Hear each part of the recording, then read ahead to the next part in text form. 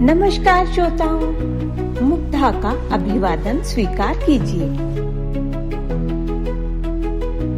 योग और संगीत मेलोडियस जिंदगी के लिए महत्वपूर्ण घटक है। देखा जाए तो बच्चे दिन भर खेल कूद और मस्ती करते हैं। योगा विशेषज्ञ देवेंद्र यादव का मानना है कि बच्चे प्राकृतिक तौर पर जन्म से 2-3 साल की उम्र तक योगाभ्यासी होते हैं। 3 साल के बाद हम उन पर जिम्मेदारियां डालते जाते हैं, जैसे शिक्षा, संस्कार और सामाजिक रीति रिवाज। तो हम अंतर्राष्ट्रीय योग दिवस के अवसर पर बच्चों के लिए कौन-कौन से योगासन और प्राणायाम उपयुक्त होंगे, इस विषय पर चर्चा करते हैं।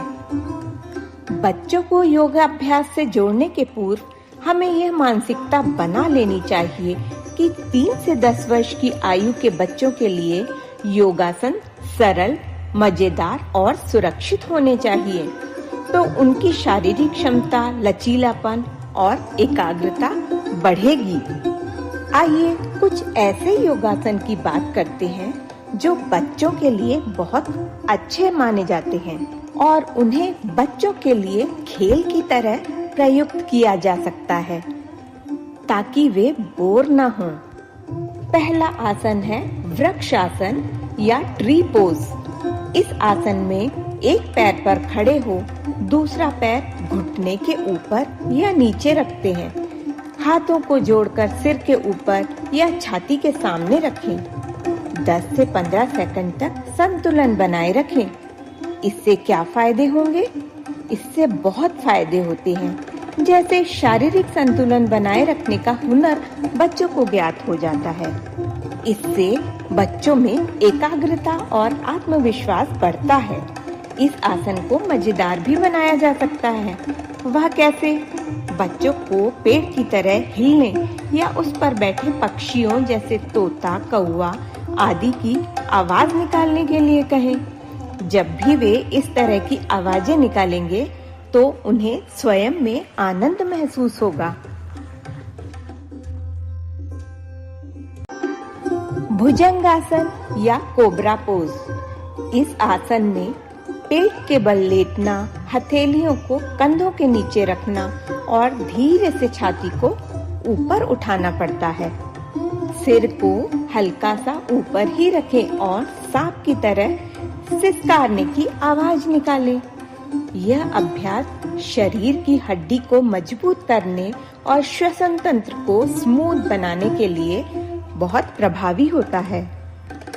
इस आसन के माध्यम से बच्चों को जानकारी और आनंद देने के उद्देश्य से बच्चों को पहले ही बता दें कि इस आसन को करते समय उन्हें सांप की तरह हिस हिस की आवाज भी निकालनी है। सच में बच्चों को यह आसन बहुत मजेदार लगता है। तीसरा आसन है मार्जरी आसन या कैट काउ पोज। यह आसन 2 जानवरों, बिल्ली और गाय की कार्यकलापों से प्रेरित है। अपने घुटनों और हथेलियों को जमीन पर टिका दें, जैसे कोई चौपाया हो, और फिर गाय की तरह सिर को ऊपर उठाएं। फिर सांस छोड़ते हुए पीठ को बिल्ली की तरह बैठक की तरह गोल करें और सिर नीचे करें। रीढ़ का लचीलापन यह आसन बढ़ाता है और तनाव भी कम करता है। इस तरह कई बार बच्चों को पीठ को ऊपर या नीचे करने के लिए बोलें और साथ में ही बिल्ली या गाय की आवाज निकालने के लिए भी कहें। सच में बच्चों को बहुत मजा आएगा। आइए आगे बढ़े। अगला आसन है बटरफ्लाई पोज या तितली आसन। बच्चे सबसे ज्यादा रंग बिरंगी तितलियों एवं उड़ने वाले पक्षियों, परियों से आकर्षित होते हैं। तो चलिए हम इस तितली आसन के बारे में बच्चों को बताते हैं। इस आसन में जमीन पर बैठकर पैरों के तलवों को आपस में जोड़ा जाता है और घुटनों को ऊपर नीचे करें, जैसे तितली के पंख। क्या होगा ऐसा करने से? क्या सिर्फ मजा ही आएगा बच्चों को? हाँ, खूब मजा आएगा, लेकिन साथ साथ यह आसन कूल्हों और जांघों को लचीला भी बनाता है और साथ ही पाचन तंत्र में भी सुधार लाता है। इस आसन को मजेदार बनाने के लिए तितली रानी वाला कोई गाना या कोई छोटी सी कहानी भी सुना सकते हैं। है ना मजेदार?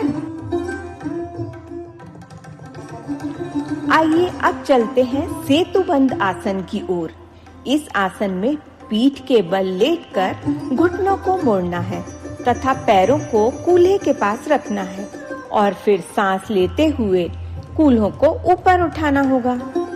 इस अभ्यास से बच्चों की नाजुक पीठ, कूल्हों और पैरों को मजबूती मिलेगी। नदी नाले के ऊपर बने पुलों की जानकारी देकर आप उनका ज्ञानवर्धन भी कर सकते हैं। बच्चे हैं तो बच्चों को बाल आसन, चाइल्ड पोज भी तो सिखाना है। वही पूजा घर में रखे हुए लड्डू गोपाल या बाल मुकुंद, कई लोग उसे गोपाला भी कहते हैं। बच्चों को लड्डू गोपाल बनाने के लिए उन्हें घुटनों के बल बैठाएं। बच्चों की आंखें कुछ ऊपर देखते हुए और फिर धीरे से सिर को जमीन की ओर झुकाएं और हथेलियों को आगे या पीछे करें।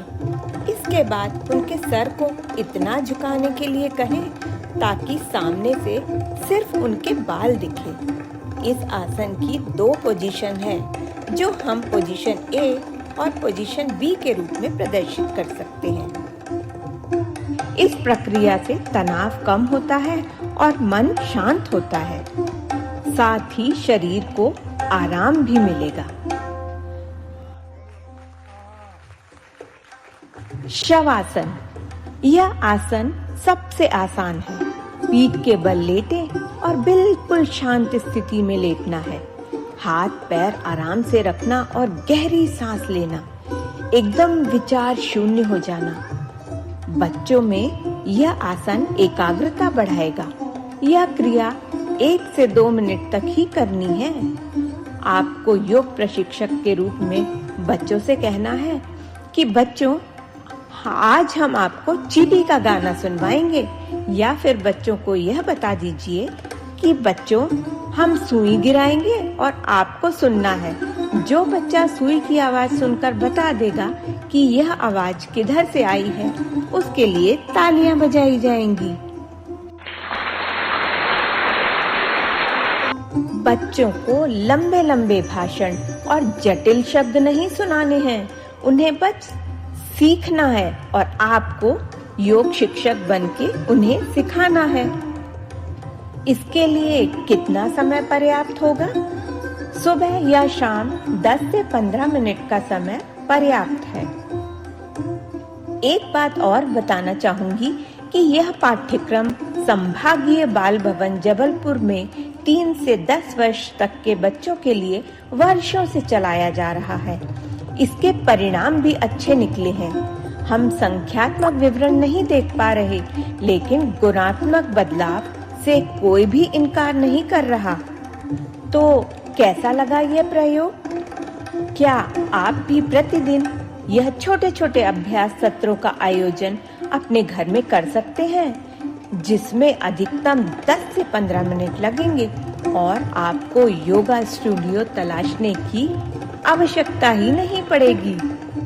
सबसे पहले आज ही आप इन आसनों को सीख लीजिए और फिर घर में बच्चों के साथ योगाभ्यास कीजिए। भाई, बच्चों का विकास करना है तो आपको बच्चा तो बनना ही पड़ेगा।